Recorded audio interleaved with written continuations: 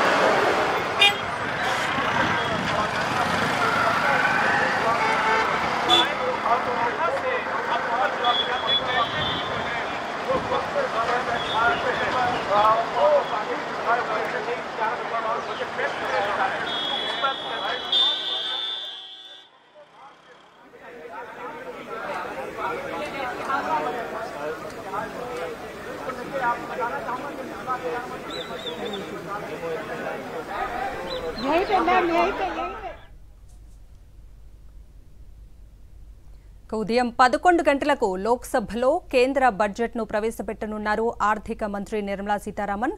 వరుసగా 7వసారి బడ్జెట్ ప్రవేశపెట్టనున్నారు నిర్మలా సీతారామన్.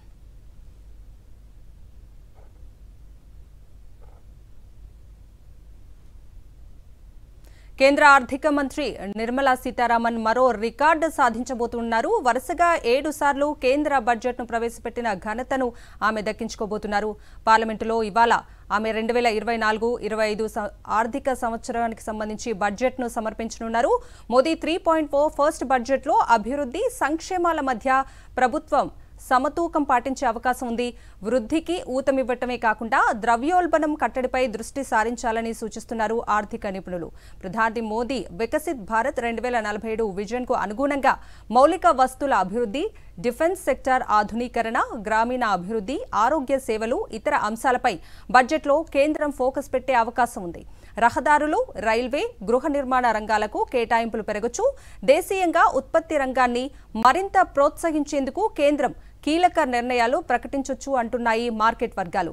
ప్రధాన పంటలకు కనీస మద్దతు ధరలు పెరగాలని రైతులు డిమాండ్ చేస్తున్నారు. పీఎం కిసాన్ సమ్మాన్ నిధి కింద అందించే నగదు సాయం పెంపుపైన అన్నదాతలు ఆశలు పెట్టుకున్నారు.